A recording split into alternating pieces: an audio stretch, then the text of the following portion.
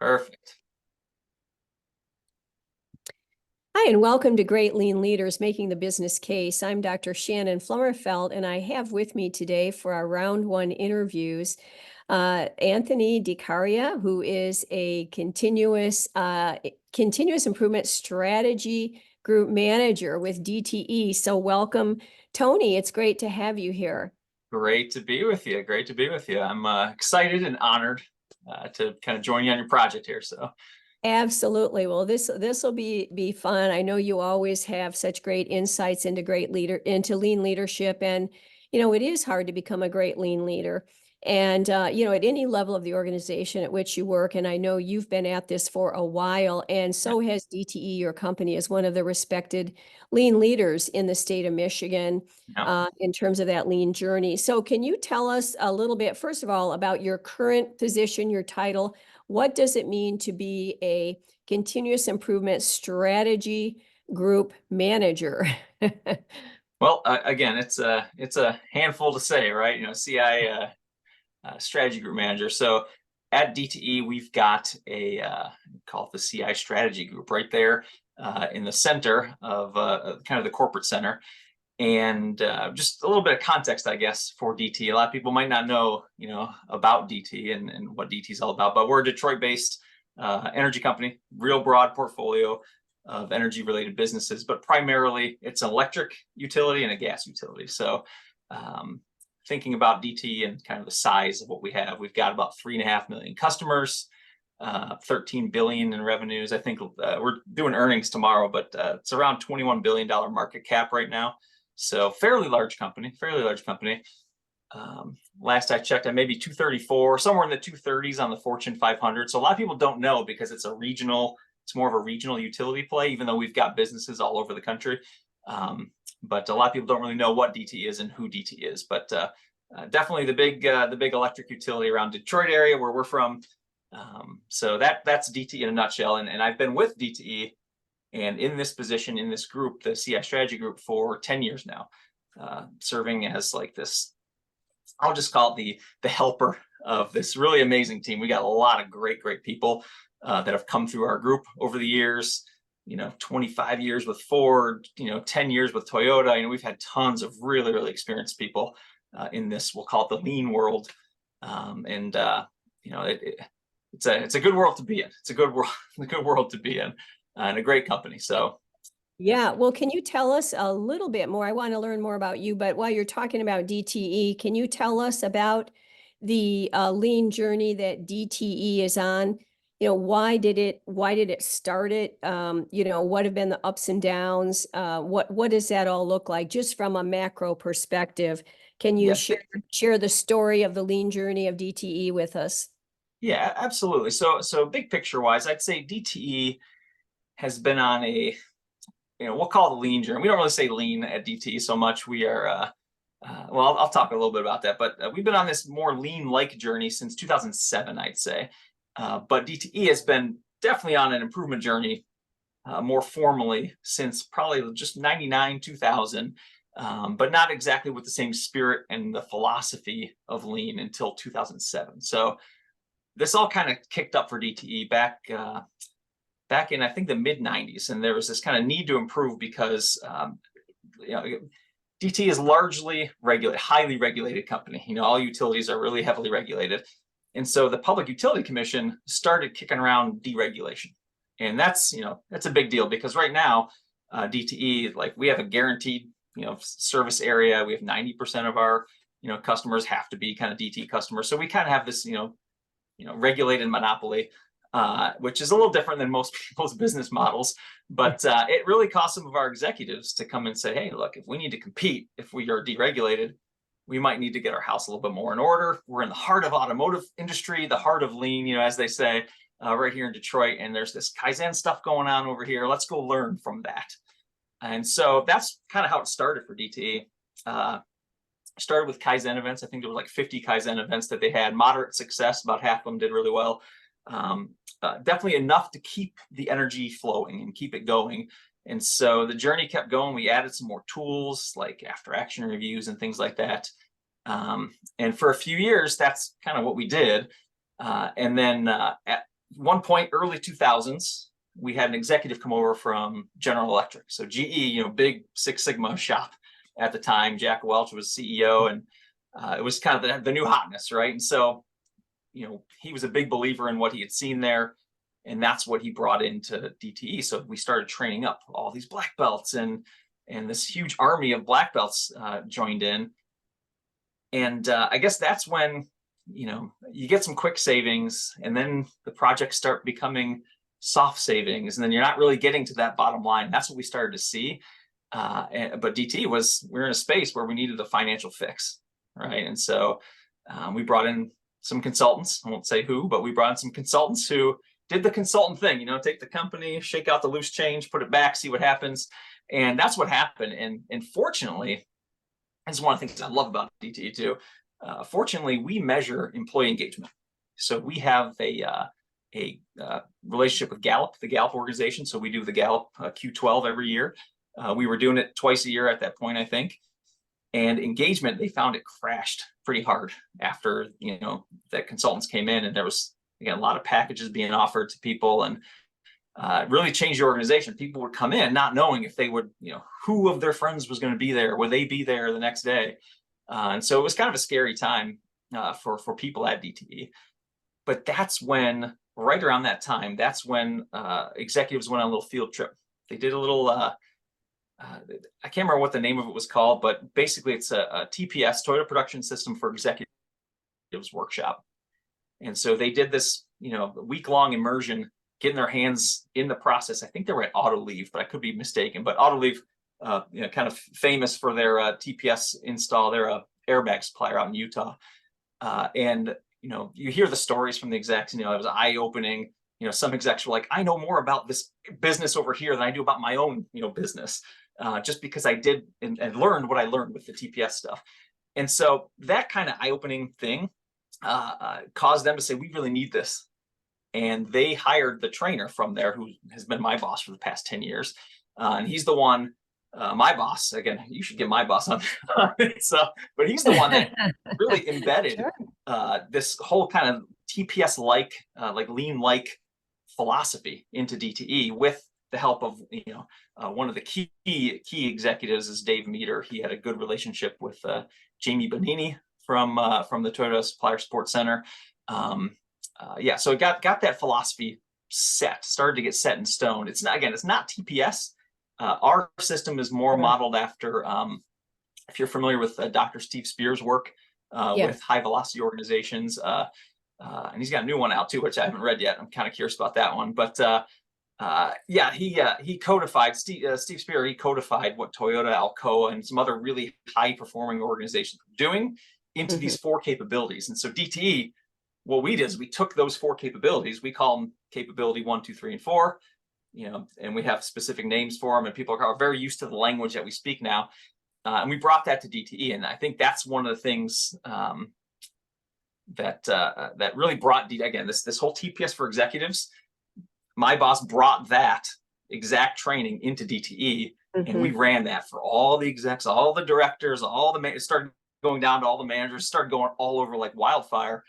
And this was perfect timing for DTE, because it was right around that 2008-ish time when there was that what they call the Great Recession, or the Great Great Recession, right? All sorts of problems with the real estate mortgage-backed securities and things like that. Yeah, like whatever was going on in the financial markets. Right then, all these businesses were going bankrupt, like GM, like huge businesses were going into bankruptcy, and it was right around this time DT had there's a longer story to this, but I'll give you the short version. DT had a big $150 million white space, because other businesses were calling us saying, hey, we're closing up shop, and they're huge energy consumers. And so we're like, how are we going to do this? And I think this is like a key moment for DTE and its lean program. Our COO at the time, his name is Jerry Anderson, he became our CEO.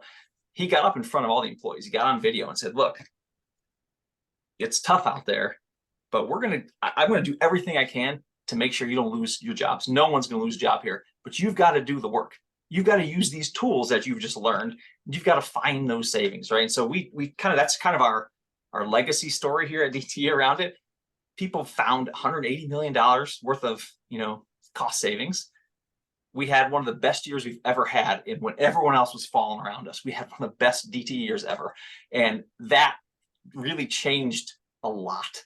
And the biggest thing that I always point back to when I've been like into some of your classes and talk to your students there, I talk about how the leadership at DT, when we started the training, we asked the question, how much longer is this going to last after, will this be in 5 years, what's CI going to look like to people? Because we call it continuous improvement or CI. What's CI going to look like? And it was like a 60-40, it's not going to make it. After that experience with people over that year, it became like a 90-10. We will make it. This will be the way we do things. So really changed leaders' mindset around CI. Like they saw that it was valuable. They saw that it was important. So very defining moment there for DT. And we've been on that journey ever since, so that's kind of our core is we've got these 4 capabilities. That's what we drive. So. Yeah. Well, I mean, I think, whatever you call it, high velocity or whatever. I mean, I think all of it does stem from lean, but your story, I think, is significant, Tony, about DTE in that it makes the point of how important lean leaders were. So if, the company would not have been, let's say, in a crisis or near a crisis, and if someone had not stepped into that true role of a lean leader in the organization, that uncertainty and that, 20% chance of success or whatever it might have been at that time, that might have prevailed. And, it may not have been a transformation story like you're able to share. And, that's really the point of having people like you tell us your story and, how you got there, because lean leaders in every organization at any level are critically important to the sustainability and the success. So with that in mind, can you just give us a brief biography of yourself as it relates to, your career, your accomplishments, big moments in your life? I know you've got some kind of a background in the bakery sector, and that sounds like a fun place to be also. So can you tell us about that and what makes you tick as a lean leader? Yeah, baking definitely is baking something that makes me tick too in my personal life. But absolutely. So I guess I'll tackle that question with what makes me tick first. Just thinking about being a baker. I love making pizzas at home. I love baking at home. I'm a musician. You might notice some of the stuff behind me here. So I'm a musician. I've recorded 12 full-length albums. I've started multiple businesses in my life. I'm a board game designer, working on another game right now. I guess creating is kind of a way of being for me. Nice. And I think why that's so useful and fitting with the career that I chose in the lean world. I guess that like making art's choosing to bring your skills and bring your whole self into a moment, right? And make the best thing you can possibly make. Like, so when I make a song, I kind of throw myself into that song, make it the best I can make it. And, being an artist is kind of like, listening to the world around you, like, kind of just being present in the world, reaching out into the universe and saying, all right, what can I do to make this better? Right? Like you hear something, sometimes I hear something, I want to make a song to make somebody feel better, or, whatever it is, whether it's music or I want to bake somebody a pie, or I want to write a book about lean, so even what you're doing right now is like, you're being very creative. You're an artist in this way. It's not a painting. Again, it's not a piece of music, but you are expressing yourself in what you feel and how you think about lean leadership by writing this book, right? It's brilliant. And I love it. I'm honored to be here again, if you will. But that's kind of the thing that makes me tick is how do I create something that's better? And it's easy to be in, DTE, to be in any kind of operational world that I've been in. I'll tell you about that in a second. And feel like, oh, I can do something better. I can express myself and make an impact here. And so I kind of always have this, lean is creativity. We're all creative. We got to tap into people's creative spirit, if you will.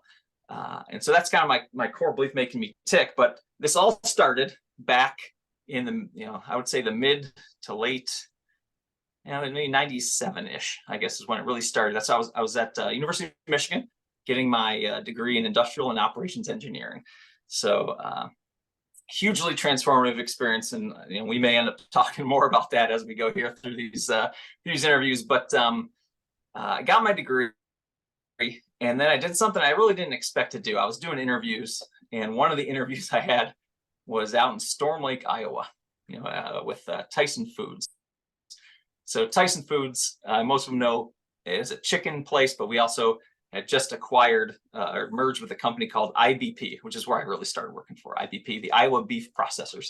So I worked in a pork slaughterhouse. And I'm not going to tell you the gory stories there, but when I did my interview there, I said, I will never work here. Yeah, I was going to say that's a big difference from making pies. Oh yeah, definitely. But you work in the industry long enough, you start to really respect the animal and kind of. Anyway, that's it's interesting. Yeah. But so I went over to pork slaughterhouse. I actually did take the job there. I told myself I wouldn't do it because it matched the industrial engineering work, and I really felt aligned with being an industrial engineer and doing the kind of that. To me, IE and lean are very, very synonymous. But we'll talk about that too one time. So yeah, I worked there, and I kind of worked my way around Tyson Foods. Lived in Iowa, lived in Nebraska, South Dakota, and ended up at a huge case-ready facility near Nashville. And so, working out there, and as I'm working out there, living in these small towns, had a lot of time to kill. So I started recording that music. So I recorded my first 4 albums out there, and that's, I think about when I think about these stops and my accomplishments, a lot of times I think about accomplishments as things not at work, which is interesting. I know one of the things you kind of prompted me on earlier was what kind of accomplishments did you have? But, I feel like the accomplishments people have outside of work sometimes are more important in the lean world than in the work, because it's knowing who people are and what they're all about, what makes them tick. Because people make these things happen. So you can't fake it, you can't fake it. And like you say, it truly is a creative process to be able to step into something that is unknown, be willing to go through a discovery process, be open to, to experimentation and what the findings tell you or what your art tells you about if it makes sense or not. All of that. And I think that's a great comment about that. Not to interrupt your story here, which I did, but it's all right. I No, just want to say is, I think a lot of times people often misunderstand lean as an engineering process. And so it's interesting to hear from your engineering background and your artistic, the artiste side of you, how lean makes sense in all of that. I think, that's a really important understanding, because we're now starting to see so much in the design functions of different industries, whether you're in digital media, a design group, if you are in a design build company in manufacturing, we're starting to see the thinking of lean really coming into that design, that artistic side, that aesthetic side of the work. So I think it's really important that you made that connection. So thank you for that. So anyway, we'll pick up from Nashville and your 4 albums. So what happened next? So Nashville took me kind of to my next adventure. So when I was out in Nashville, I found my future wife, but she was living up in Michigan. And so I moved up to Detroit, and there's not a ton of food industry here in Detroit. There used to be a little bit more, but there was one place that I found, Bosco's Pizza Company. So a lot of people know the Bosco sticks, and it's a huge popular item in the schools around here. And so I worked up as I hired in as the plant manager, but there was kind of a assistant plant manager type of shift, because the plant manager that they had wasn't quite going to the R&D manager yet. So we kind of did some shared responsibility there, but worked at that plant for a couple of years, and had 100 or so people working for me. But one thing I will tell you a little story about Bosco's as well, because it relates to my lean journey quite a bit. First couple of days at Bosco's, at the end of the shift, so I like being out on the floor, Gemba kind of guy. And first day at the end of the shift, I go back into the back, and the team leader back there, his name was Faraz. I can never forget this. I said, Faraz, how did we do today? And he said, "Oh, we did fantastic, boss. 400 boxes today." I'm like, "Oh, cool, 400. Sound that? I don't know if it's good or not." He goes, "Sure, sounds great. 400 must be a good number." So I go back the next day to the exact same thing. I said, after the morning shift, I'm like, "For us, how we doing today, buddy?" And he's like, "Oh, we had an amazing day today." I'm like, "Oh, amazing day? Why so amazing?" I'm getting kind of excited. He's like, 340 boxes today. And I'm like, right there, my like IE brain is like, all right, hold on a second. We're like 15% less productive today. You're like, He's an optimistic person, right? yeah, Which is great. But yeah, exactly. I mean, the continuous improvement thinking, it takes a beat to grasp that, right? Indeed, You were in indeed. good shape. And so it just right there, just it really said, okay, clearly we're not a real data-driven company over here. And again, it's a young company. It was, and I get that, smaller business. But that's what one of the things I definitely brought into Bosco's is being data driven. So we start tracking things like scrap and pieces per hour and things like that. That it wasn't just at the end of the day, what do you have in your in your warehouse. And so did a lot of cool things there. Started up the company's first QA department there. Reduced a ton of scrap. Put like another at least 1 to 1.5 million back on the bottom line from just scrap. Doubled production speeds. I think when I started there, we were $18 million revenue. When I ended, it was like 38 million, just south of 40 million.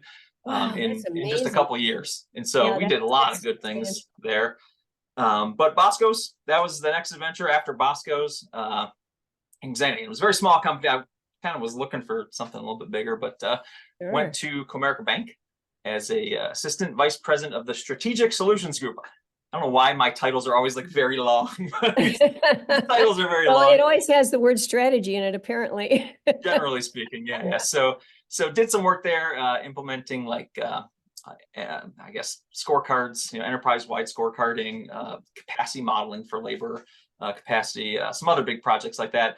And then, by luck, I came to DTE. I've been here for 10 years, longest time I've ever spent with a company. And I think largely it's due to the philosophy. It's due to the philosophy that, I'm going to name some names here: Dave Meter, Sean Patterson, Bob Hemrick, some other great leaders helped to instill in the company. So that's my kind of background. That's how I got here. Oh, that's great. It's really interesting, and it's rich. I mean, it's interesting the sectors that you've worked in. And I think, from the ability to be strategic, that's important. You have to be able to understand that systemic view of the organization and the context that the company works in, the whole enterprise. So you certainly have had a chance to really get out there and try some different things. So, with that, then would there be, I mean, in addition to some of these highlights you told us, from Bosco's and your experiences as a creative artist and so on, is there anything else, maybe a couple key events or opportunities that, in addition to the ones you've shared with us, would also relate to your success as a lean leader? Not just a lean, a follower of lean, but that really have said, like, this is driving me as a lean leader. You've obviously had some great role models at DTE and so on. And at other organizations, you were using your own original thought and analysis and, tools that you had to figure out what needed to be done to improve. But is there anything else, a few other significant events that, would be interesting for us to hear about? Yes, I'd say. As I'm thinking about this again here, a couple things are popping to mind right now. One is just how I even started, I guess, thinking about lean. So I guess the first place where IE work and lean works, again, I think of industrial engineering very synonymous with lean to me, through my dad's business. So when I was in school, my dad had a side business. He had a little side hustle. He called it Carrion's Books. And I had a little spinoff of that company called Carrion's Postcards. I used to sell postcards, kind of help pay my way through school.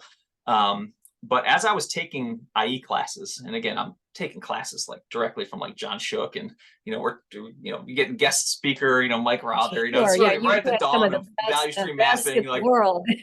pretty cool, right? Yeah, So yeah, you had the best in the world there at U of M for yeah, sure. it was nice. It was nice. But I'm taking these learnings and I'm just bringing them back, into the shop, right? I'm just saying, okay, I see you batching this work. Let's try this, my dad's giving me free reign to go do whatever I want to do. Like I was the operations manager in there.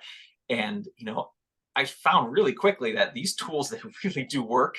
Productivity really does rise. People get really engaged. And I'm just kind of going by the book saying, all right, let's try this. And, just very early on, just kind of led me to say, I need to lead with that skill set because that just works. Doing these, IE things work. So that was the first one that I say that's a first key event for me, was being able just to immediately apply what I learned, and it's working. So the second big, I'd say the big, we'll call it issue, I guess, that comes to my mind Yes. is around engagement. It's around engagement. All right. And so when I learned the most about employee engagement and why that matters so much was, again, with Comerica Bank. So I joined Comerica, and I was very aligned. One of the people that interviewed me had been with Ford for like 27 years. His name was Henry Utomi. Really respected what he said he was trying to build. And there was some good stuff behind the scenes around tracking labor and just having some of those basic IE tools and data at your disposal. But they weren't even close to being anywhere yet with it. It wasn't really a lean shop at all. But I believe in the direction. Well, it turns out Henry moved on, and what was left was a gap. And I just remember the senior VP at the time. Actually, he might even be above a senior VP. He wanted to bring in Six Sigma because he had heard so many good things about this from, I can't remember the name of the guy, but transactional Six Sigma George, Michael George, I think maybe his name. I can't remember his first name, but he was very intent on bringing in Six Sigma. And we brought somebody in to run the deployment, and we ran the Six Sigma deployment step by step. And what it ended up happening, and one of the things I started to understand, was we're building this specialist culture. We're going to bring in people and train them to be black belts, and they're going to be like the stars that parachute in. They tell people what to do and they parachute out, and we're going to promote them. And it became this, it's not about everybody doing the work and getting the people involved in making these improvements. It's about special people coming in. And that kind of, thinking, that type of company and that philosophy, a lot of people I saw were getting disengaged by that, including myself, and so what that led me to do was research a lot about, why did I feel so disengaged with this? Like, why am I having so much trouble with this and with this philosophy? And it led me to a very cool place. It led me to some work. There was a psychologist, his name was Edward Deci, and he wrote a bunch of stuff up about self-determination theory. So Shannon, one of the things you're gonna learn is, like, I'm a huge neuroscience and psychology geek. Oh no, I know you are. Like when I was at U of M, I think I took like 16 credits. We didn't have minors or anything like that. I probably would have earned a minor if we offered minors in psychology back then. But yeah, that's very cool. Very cool, very interested in it. And it's all about, this whole self-determination theory is all about intrinsic motivation. What makes you tick? What makes you do the things that you're going to go and do? And instead of it being about, how do I motivate you, the question you're really asking is, how do I create the conditions where you're motivated by yourself? And that is so, so important in lean, in the work that we do. And that has stood the test of time, like the theory that's there and the way he, put that together, like what drives intrinsic motivation, definitely stands the test of time. I believe in it very, very deeply. So that's another big one for me. I think that's a great story, Tony, because it connects to what was going on at Comerica there with the Six Sigma, that that it would parachute in, and then you'd have a pull-out group who's going to go around and kind of tell everybody what they should be doing. I'm not saying that model doesn't work, but it's the whole idea of, is this an extrinsically motivated program, or does it unlock the intrinsic motivation to actually engage in Six Sigma, which is a wonderful model, and to have a CI department or a group is not a bad model. But you can't miss like the people in it, you know, as we know from the 4 Ps of lean. And so I think that's just such a wonderful story to emphasize that, because I think lean leaders sometimes might turn to these kind of solutions.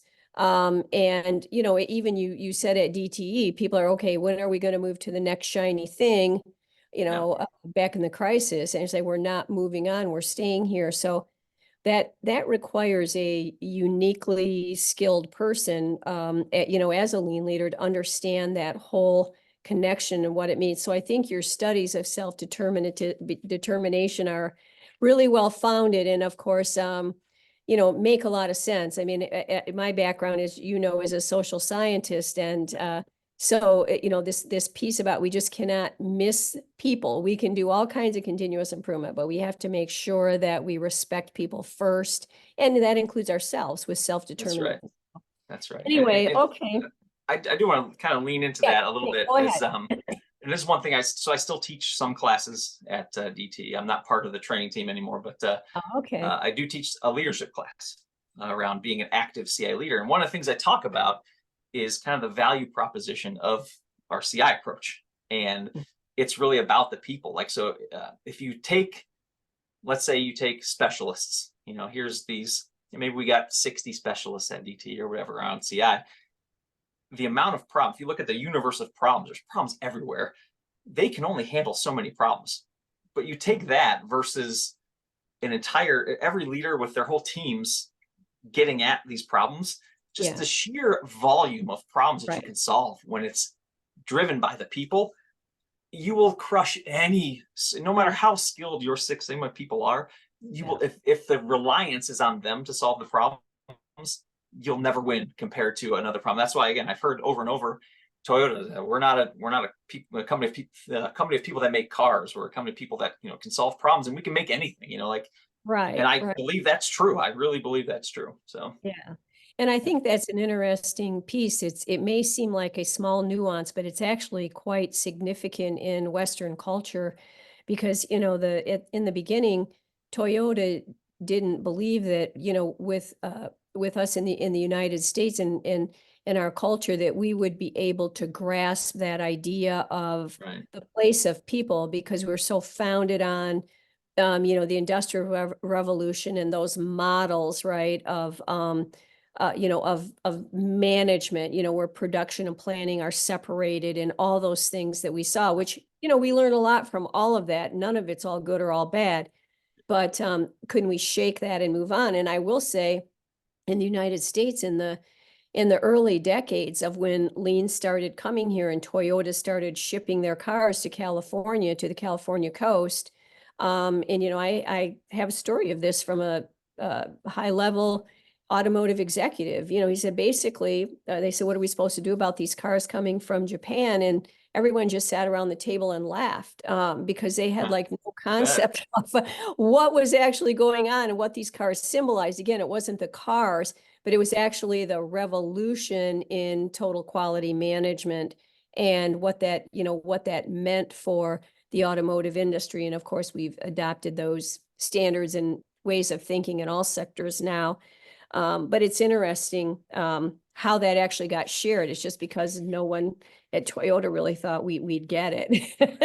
yep, And we're, you know, I mean, it's hard. It is hard stuff for sure. So, well, if you were to, you know, you've named a few people that, you know, have meant a lot to you there at DTE, yeah. but are there people in certain roles that have been really significant to you? Probably Dr. John Shook at, you know, Michigan State. I understand that, amazing person and true genius. Uh, I it, just want to make sure we're very clear. It's Michigan, not Michigan State. Yes, well, I'm sorry, but that came out because I'm a Sparty. I'm from Michigan State, so I'm like, oh no, I'm used to saying Michigan State, but hey, you know, no hard feelings, Tony. I That's got right. it. That's right. None at all. All right, so yes, University of Michigan. But you know, so you've had a lot of, you know, great experiences, but there's probably been people in your life who have been critical to your lean leadership pathway. And so I wanted to ask you about that. And then also, your feelings about being a mentee and being a mentor as a lean leader. Do you think that's important? And what is that whole thing about role modeling, mentoring, and menteeship meant to you? Okay. All right. So we'll start with the people side of that. So I think it's probably the case for almost everybody. Some of the people that really are critical to your success are going to be your direct leaders. I mean, your direct managers. And I've got a couple that have been very instrumental for me. So one, and again, I don't think he would mind me naming names, but I won't name names. If So you I don't had want to name names, that's fine. Just, yeah. like the role in the relationship and what that all meant. Yeah. So my first boss at Tyson Foods, he was the industrial engineering group manager on the pork side of the business, which sounds really funny. It's the pork side, the beef side, like the dark side. Anyway, so Dan And the J, light he was a really, really good boss. He had a really simple habit that that made him successful. He's like a senior vice president now over there, but his simple habit was you write down what you need to do tomorrow at the end of the day today. That's it. It was just his little habit. He just wrote down a couple things, and it really works. Especially, again, I'm a constant learner, so one of the things I did pick up on was personal Kanban, and that's a whole different story. But they merge really well. Like, Yeah. Set up your personal Kanbans, you set up your whip, things you need to work on today for what you're doing tomorrow, and Right. works super well. Very easy habit. So that's been a big influence on me. Another one was my boss, the plant manager, when I came in to be the plant manager at Bosco's Pizza Company. His name was Don Stevens, and Don was a great people person, like super best people manager. Even though I think he could irritate a couple of people, but he showed me the real value of being out on the floor with your people, and that people make that process happen. No matter how well you can engineer that process, it's the people at the end of the day that make that process work. And so just grateful beyond grateful to Don and just the things that he taught me. Even if he didn't know he was teaching to me, he was definitely teaching to me. So that was a big one for me. But those are direct bosses. One more person I'm going to put out there isn't even someone I've ever worked with. So my brother's roommate from college, I'm going to put him out there. So he had in his network, he had another very well-connected lean professional, you may know, Jamie Flinchbaugh. Oh, for sure. Very well connected in the lean community. And he gave me the opportunity to come to DT. And so I wasn't even looking for a job at the time. I was busy, working at Comerica, working on some entrepreneurial venture that I had going on at the time. But my buddy from college, he said, "Hey, you still looking?" Because he was an industrial engineer too from U of M, graduated a year prior to me. And he's like, "Hey, you got your resume? You looking for a job?" I'm like, "No, but here you go." Floated my resume. It went to Jamie. Jamie's floated over to to DTE because that's where he had worked for a while. And he found out DT was looking, so he reached into his network. And so I got the job, which is great. But that's not why it was so important to me. What was important to me is because it really taught me the value of the network. Yes. Right. It taught me the value, but not just the value of the network, I guess. It's the value of what I learned later. Because I took some, what was it, like business acumen for executives. I took a executive leadership course over at U of M. And one of the professors there talked about social capital. Social capital. And social capital is different than your network. Social capital is the ability to reach into that network and people will actually lift a finger to help you. Yeah. Make and it worse. The fact that that happened, that was like, it like solidified that, like, oh, you know what? Absolutely. Like people will, reach out and help you. And I think that is also really important in anyone's career. And a lot, again, the old saying goes, right? It's not, it's not what you know, it's who you know. And having a strong cache of social capital is really important to build up.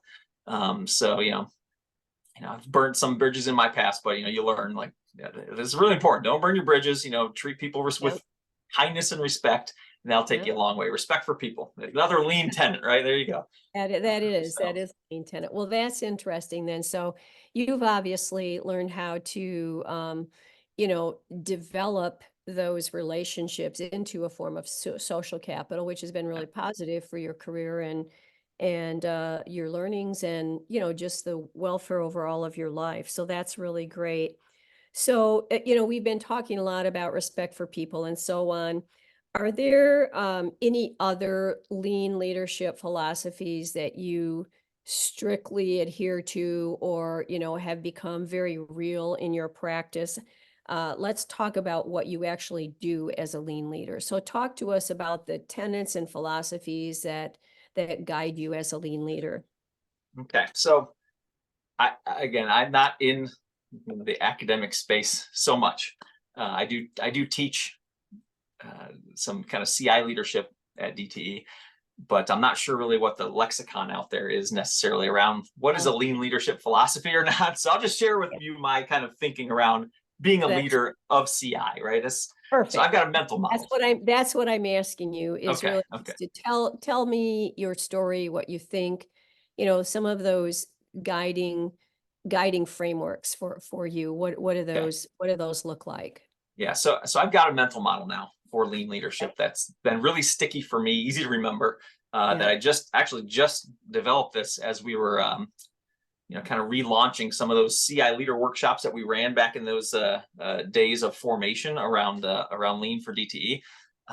We're starting to run those again because again they're super helpful. Why even stop doing that? Uh, so I developed and kind of got my thinking all together, and I developed an acronym called LEADER, because to me, being a good leader means being a lean leader. It's the same thing. There is no difference for me. And so I've got this acronym that makes it really easy for me. And the first one is L. So L is to learn. I think it first really starts out with you got to go through this journey yourself, and you go through your own lean journey to understand, what's that competitive advantage that lean, proposes here, that industrial engineering tools and techniques propose. You're optimizing your resources so you get the max benefit out of it, right? That's the IE thinking, right? So if you learn the tools at your disposal as a leader to quickly spot opportunities and solve the problems that are in front of you, the way that kind of lean talks about, find it, fix it. Mhm. That's a huge learning that comes out of that is if I can spot opportunities with all my people, just like we were talking about earlier, the more people that can see it and the more people that can solve it, the more advantage we have as a company and as an organization, like to solve more problems and get there. So getting everybody involved is a vital learning. I've been doing this for 25 years at this point. I'm still learning new things all the time. So learning is always something you got to be doing, right? So Sure, L is sure. for learn. The first E is for expecting, right? Setting your expectations for people. Got to expect my team to help, use these tools and help spot these opportunities and solve these problems, right? And there's lots of ways to set expectations, and send signals to your people that, hey, this is what you just should expect to do here. There's a really cool tool, kind of the tool within the tool. So I use a tool called the 5 frequencies, which DT picked up from a group called MG Strategy back in like 2014, 15. Jeff Grimshaw, Tanya Mann, a lot of really good thinkers they're like communications consultants more or less, but Mhm. they talk about communicating through these 5 frequencies, which are, what are your decisions and actions? What are the things you reward and recognize? What do you tolerate from people? What don't you tolerate? How you informally show up and how you formally kind of show up and communicate with people. Most people think about setting expectations as just like what you say. There's Mhm. a No. lot of ways you're communicating your expectations, right? So that's you got it. So you learn it yourself. You set the expectation. People need to do these things, and then is the kind of the meat and potatoes part. You go out there and check. Get to the Gemba. Go to the point of activity. See how people are designing their process so that problems pop up. See how people are responding to the signals they see where, hey, this doesn't look right, or wow, how did I get that done so fast? Something I must have taken a shortcut or something happened. How do we keep improving by seeing it and solving it? So you're out there checking that, and that's A is for assessing. You have to assess how people are doing that.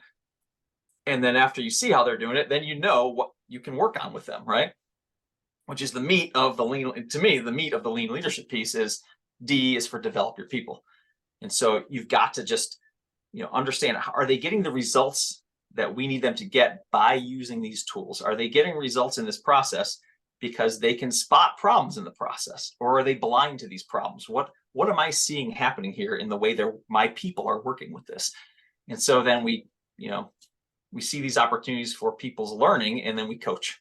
And again, I think coaching in and of itself is very, very different than, at least for me, than what a lot of people think about as coaching. A lot of people that I talk to, I ask them, actually in class, I ask them this too all the time. Every DTE leader goes through this same paradigm shift. Coaching isn't noticing what's wrong and telling people what to do differently, because that's what everyone wants to do. It's asking questions, and it's basically saying, what's happening in your world? What might you do to fix that? But guiding them through that whole logical process of solving their own problem. You've got to know how to solve problems. Again, back to being a learner before you can help develop them, because you need to be able to help guide them through that problem solving process in their own head. So, and I got my whole class. I got a whole class on that. I think that's really an interesting concept, because it's fundamentally learning to see, right? So you train yourself to do that as a leader. You don't come in and learn to tell, you learn to see. So when you use questions and inquiry, you're trying to figure out what others are seeing, what you're seeing there at Gemba.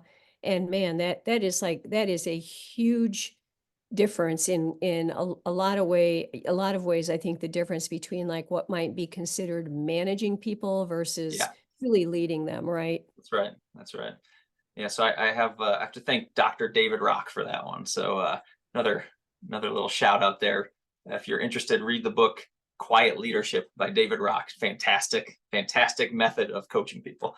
So that's LEAD. The next E is for embedding this lean thinking, embedding these tools really, really deeply into people's processes. Because again, I really think that lean is like an individual's journey, right? And so that journey is much, much easier for people to go on if they're not starting from scratch. They're not the first person in that role, the first person in that process to have ever done like lean stuff.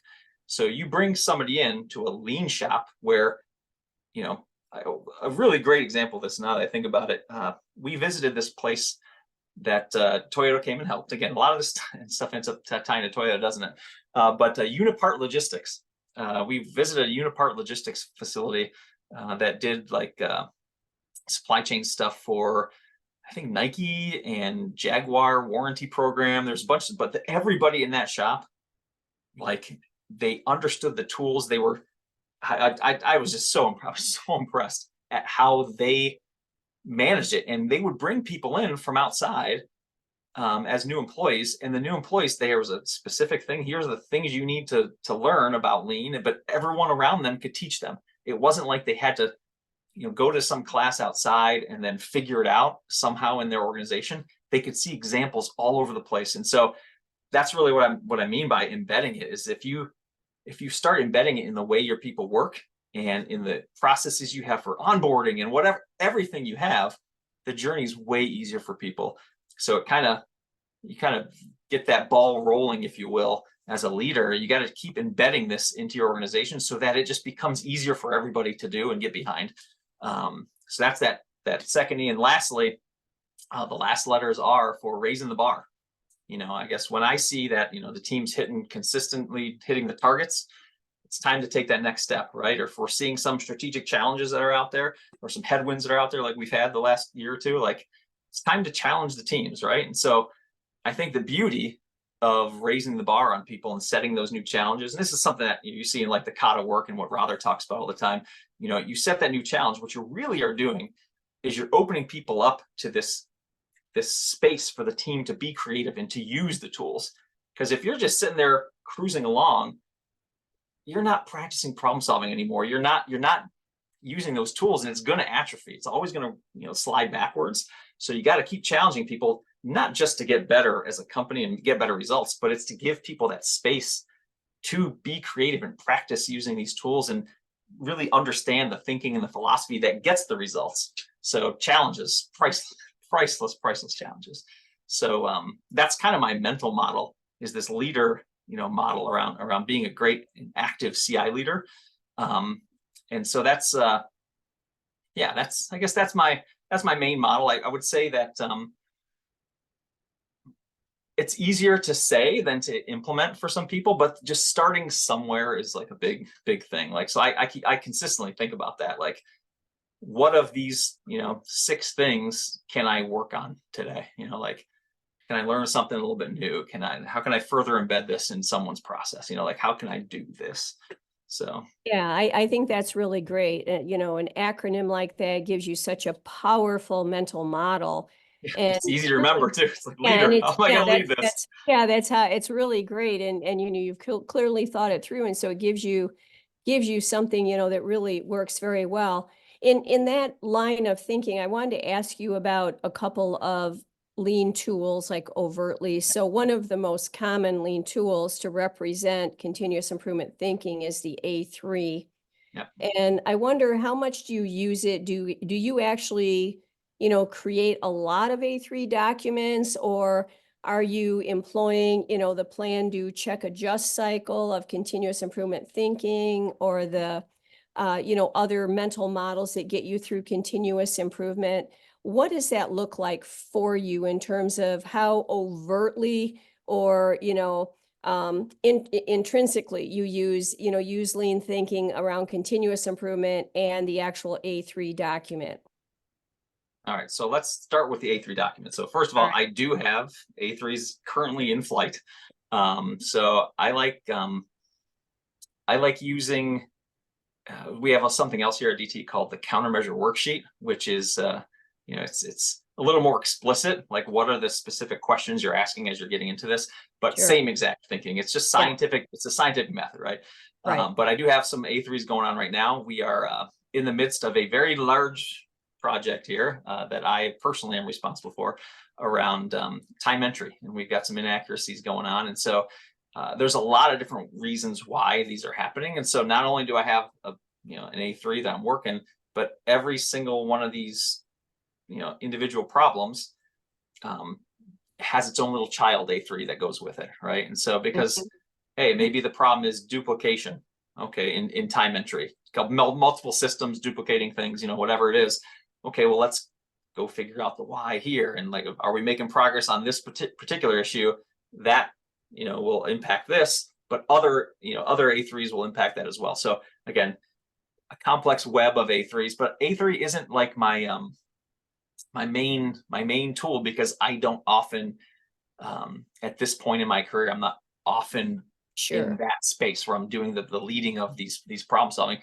Right. A3 had it. I will say A3 has had a heyday at DTE. So again, we had someone from Toyota come in. We had someone from Chrysler and Ford, and uh, they really tried to push it out there, and they got a lot of work done. We had trained like 100 or so, certified A3 coaches, and it was really building up. And then again, some movement in the group. It was very person dependent. It wasn't embedded Sure. yet into the Yes. processes, right? And so it kind of fell apart. This happens at every company. DT is not perfect, as no company is, right? And so, A3 is not heavily practiced out there at DTE, but it is still a tool that I personally appreciate using. But it's not my big thing that I use. Yeah, Some of the I bigger asked that. things. Okay, Oh, go ahead. no, I was just going to say, I asked that question about the A3 because sometimes, like you described, when you first get into the lean journey, you almost think everything has to be an A3. Yeah, And, yeah, it's a very powerful tool, but then I think you learn as you grow. And of course, A3s exist in many, many different formats. yeah. Um, but I just was wondering if you had gone through that same experience, because a lot of times new people in positions of lean leadership don't often understand that the functionality and the usefulness of the A3, what it really is about. There's attributes to all these tools, and they Yeah. are, there's certain circumstances that work well and others that don't. So thank you for that. But go ahead, then. You were going to mention, I think, another tool or two that works well for you. Yeah, I do, but I kind of want to go back real quick to it. One of the things that I do love about the A3 too is as a communication device. But Yes. I think one of the reasons why it hasn't really taken is I think DTE is they still like getting information in those little chunks, and so slide decks tend to be the way of Yeah. DTE. So Yeah, again, it's all storytelling. That A3 yeah, document is telling a story, a slide a day. It doesn't really matter the tool you use as long as the logic and the scientific methods behind it. right. I think that's the big key. But I like having one page. Anyway, uh, other tools I'm a big fan of, a huge fan of value stream mapping. Again, that was some of my earliest learnings, through U of M and starting to apply it early in my career. So, loved that. Again, that was, I got more stories about that, back in the book selling days on eBay, doubling production there, tripling production there. But just learning that tool, um, has been a kind of a big one for me. Another one that I like to use, and I just thought about this. Um, I'm not sure if this isn't really considered a lean tool, I guess. I'm gonna pull this down because I just thought about it. But business model canvas. I'm not sure if you've ever seen or heard of a business model canvas before.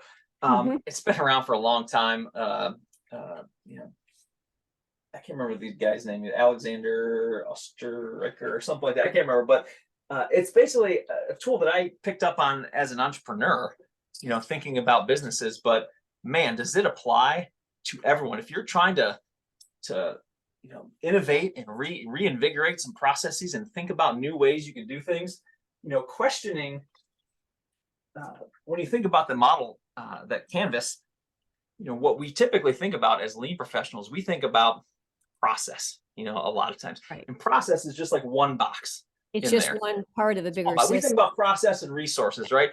But Right. thinking about like, tailoring different approaches and products to our customers. If you think about how we deliver it, how we support things, who our key partners are, who like there's so many other things that you can be thinking about, that help you set better strategies for how you're going about implementing these solutions and these sometimes implementing lean tools is almost like selling a new tool to somebody. So yeah, it's a very useful tool for me as well. I use it all the time.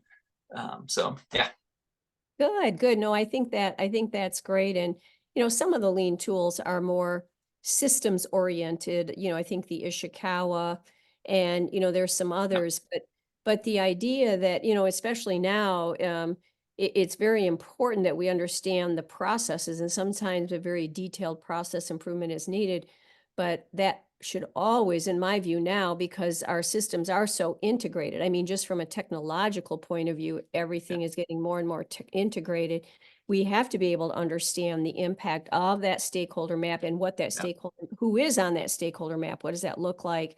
yeah. So that's really great that you share that. I wanted to ask you then about Hoshin Conry and, Okay. strategic planning and management driven by True North. And how you all do that, or how you might do that, or how DTE does that. Yeah. And, like how when, strategic planning now is getting shorter and shorter. Although I think a lot of the work you probably do at DTE, you have to think about long term, you're doing Very infrastructure long term. projects and Yeah. so on. So Yeah. you're probably different from a lot of other, like you say, business models that might have to do the quicker pivots as the marketplace changes quickly. Right. But can you tell us a little bit about Ocean Conry and what that means to you or to DTE? All right. Well, I guess I'll start before I touch on the Hoshin kind of thing that DT does. You're absolutely right in that DT does do things very long term. So we submit and we talk to our regulators about this integrated resource plan. Like, how are we going to provide electricity for the people, or how are we going to provide energy for people for the next 30, 50 years? I mean, we're talking, it is very, very long. And so we've got, goals and metrics around, hey, by 2050, we're going to have, net zero, there's all sorts of things um, Hmm. that we're looking at from a very long term. And we have to, because these are huge assets, expensive assets.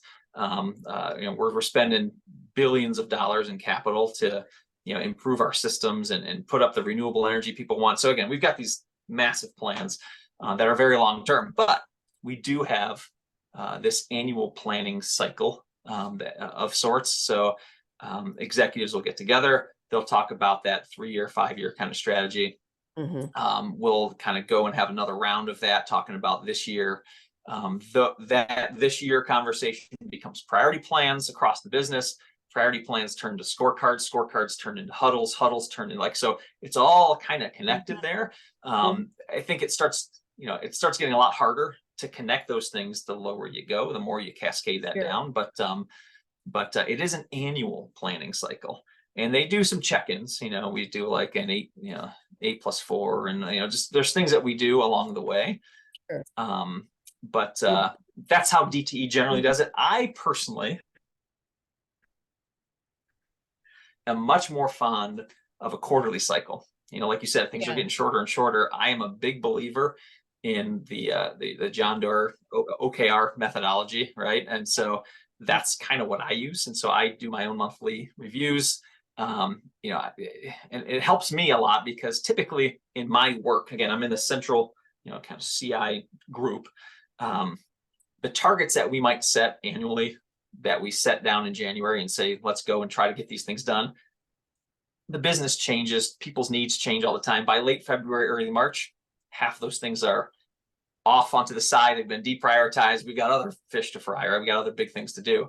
And so we try to keep it all together, but it's very hard to do. So, I guess the reason why I think we do that is we've got this tendency to want to work on everything all at once instead of this really zoned in, focused approach. And I think that's a big problem for a lot of companies, not just DTE, but at DTE, I think I see a lot of, we'll call it collaboration overload, right? Yeah. So every project that gets spun up, and we're trying to do them all at once, right? So you're spinning up all these different projects. Every project's got its own set of action items, its own set of meetings. Right. It's got its own set of reviews and approvals and pre-meetings to make sure the meeting goes well. And there's all these things that happen, right? And I really think that when you start to cut out all of the noise and say, this is the one thing, this 90 days, we need to get this done, and you can start focusing your resources there, you just cut all that out. It just makes you overall more productive. You might not be making progress on something because it's sitting there for 3 months, 6 months, but you got 2 things done. And now instead, at the end of the year, you don't have everything half baked at 40%. You got 4 things done. I think that's way more valuable. So I practice that and try to go after, this is the thing I need to work on. So but OKRs, I'm a big fan of the OKRs. Yeah, I was going to ask you about those. How do you actually determine the OKR? Do you I'm sure it's a data-driven process, and there's probably a lot of triangulation of different data sets and so on. Do you have a specific method for how those OKRs are identified? Because like you say, you can't be everything to everyone all the time. You have to understand the prioritization and get a good playbook, that's going to work for you, that then you can use your scorecard on. So how do you actually go about selecting those OKRs?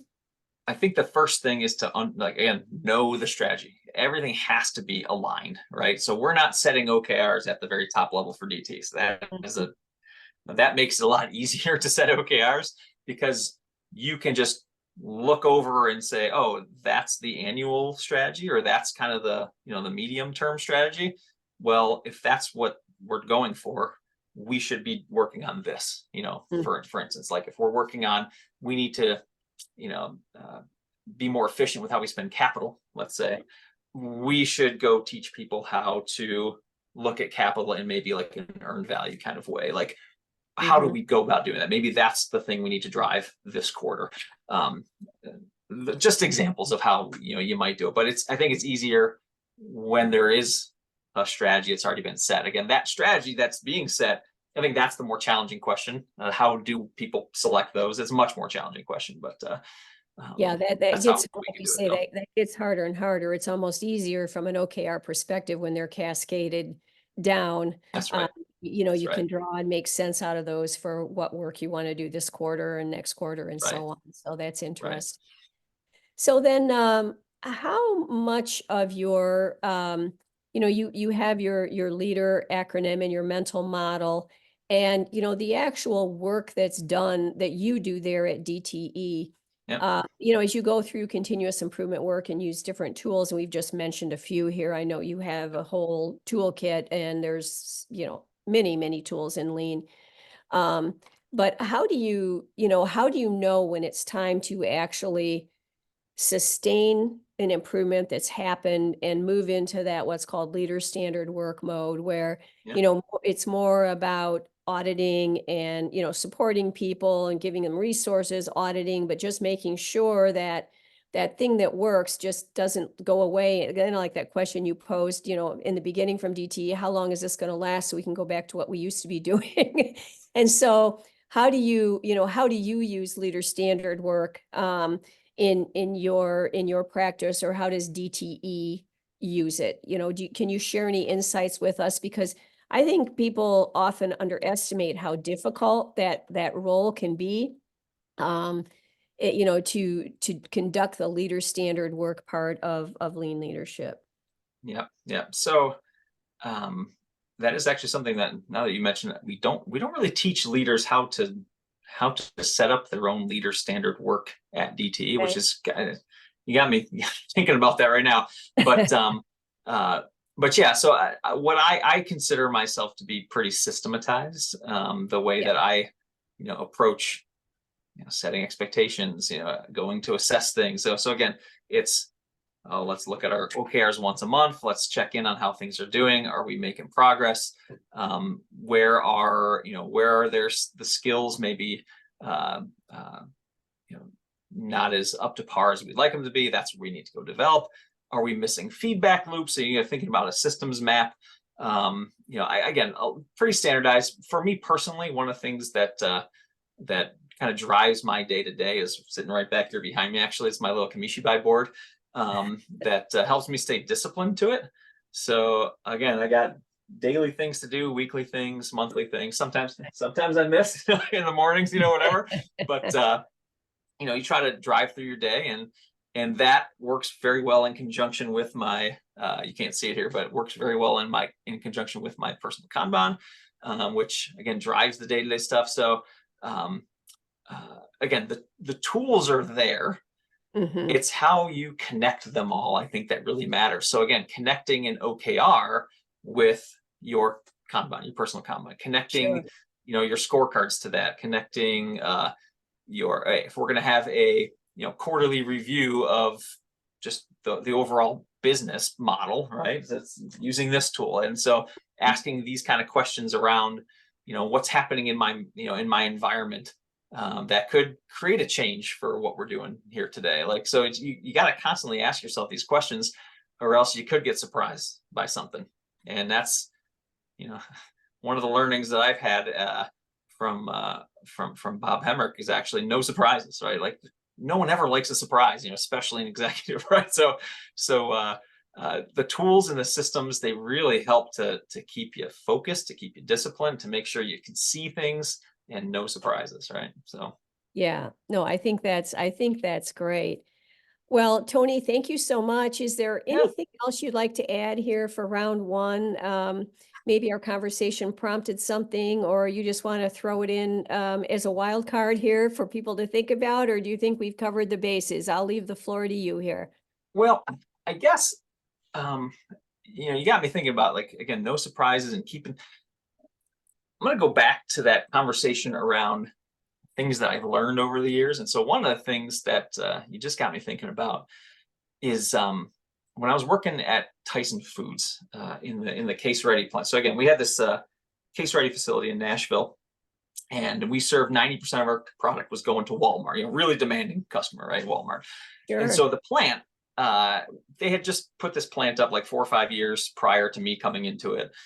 And as I got there, it had the standard IE kind of thing going on there. So we're responsible for a handful of things, including like the labor, really just the project list, right? The plant had a project list.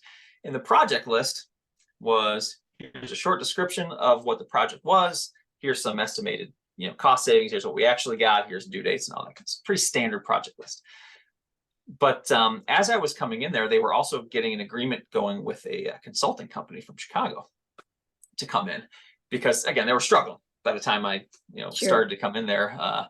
And so we started working pretty much hand in hand, the consultants and I, and they were super thorough with how they visualized the work being done and getting that visual to executives, right? And so taking even as simple as like, hey, we did this little fix where, you know, we put this little guide rail on the conveyor belt so that meat wasn't falling on the floor, you know, scrap reduction, right? Something super simple.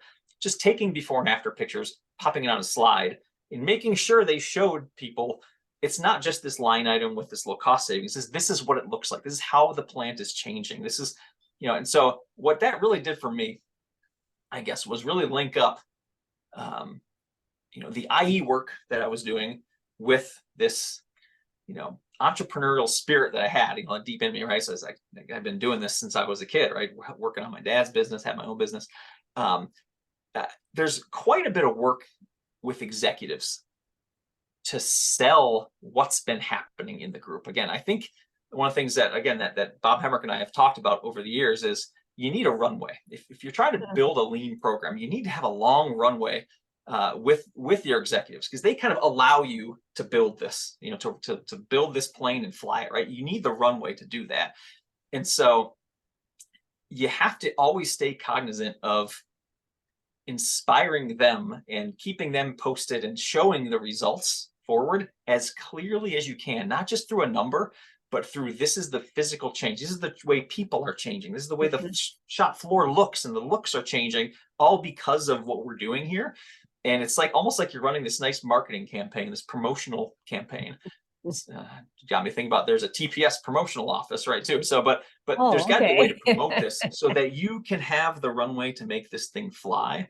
And that's true even in, you know, even in your own group as a lean leader. Like if your boss isn't as into lean as you are, you may need to do that same thing. Here's how I'm managing, and this is why I'm managing this way. Let me show you why. That might make it easier. You get some top support for the other groups that you're, you know, are surrounded by. So again, just building up this whole giant culture, it takes a lot of salesmanship, I think, sometimes. Again, I'm coming from a place of I am in a CI kind of corporate center, so I feel this differently than maybe operational leaders do. But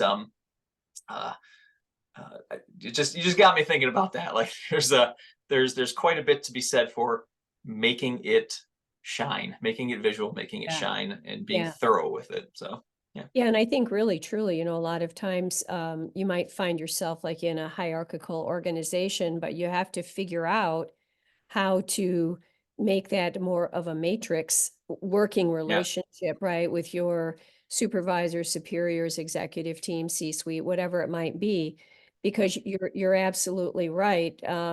You need to make the case, right, and make the business case for what you're doing. That's really what you're trying to do, because it can get a little wobbly. You know, the innovation roadmap, you know, this typical, there's an implementation dip, you know, everything goes great and then it goes down. You know, the sigmoid curve, what's known as the sigmoid curve for innovation, you know, it shows that certain things in your organization, you have to have some elbow room somewhere to innovate. So the way you can get that is sometimes by, you know, communicating up and trying to create more of a matrix structure so that you know, you have that ability to do that. So I think that's just a really, really great point, and a good one for, you know, for lean leadership survival. And as we said, sometimes, you know, what we find is that the need for lean leadership is so great because oftentimes it does not exist at the executive level, in, you know, in the C-suite. It's thought about as management or frontline. And so what happens is all of this capacity in the organization gets lost because these people who are exercising lean leadership roles in the company, they run into barriers, not below, but above. And so, you know, there's a lot of research that's been done on that.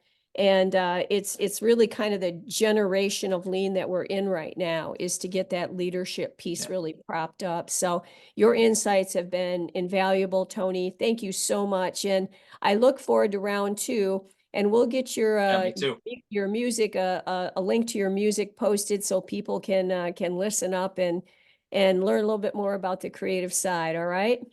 All right. That sounds great, Shannon. Appreciate that. Yeah. Thank you so much. Yep. Look forward to talking to you again.